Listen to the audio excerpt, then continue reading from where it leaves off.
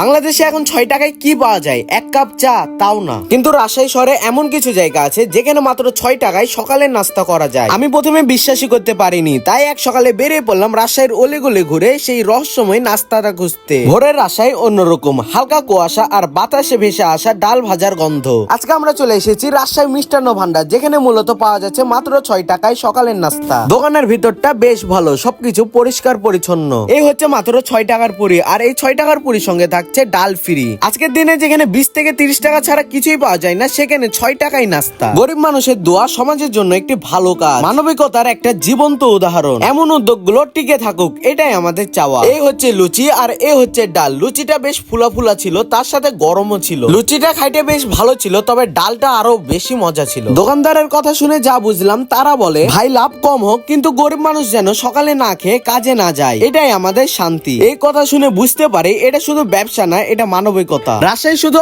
আমার শিক্ষানগরী না, রাজশাহী মানে মানবিকতা, সহজ জীবন আর মানুষের পাশে থাকা। আপনি যদি কখনো রাজশাহী আসেন, তাহলে এই জায়গাটা একবার হলো ঘুরে দেখবেন। 6 টাকার নাস্তা হয়তো আপনাকে পেট ভরাবে না, কিন্তু গল্পটা মন ভরিয়ে দিবে। এই দোকান অনেক বছর ধরে চলছে। আগে ছিল 2 টাকা, পরে হলো 4 টাকা, এখন 6 টাকা, কিন্তু মনটা এখনো আগের মতোই বড়। তো এই ছিল আজকের ভিডিও। আপনাদের যদি ভালো লেগে থাকে অবশ্যই কমেন্টে জানাবেন। আসসালামু আলাইকুম।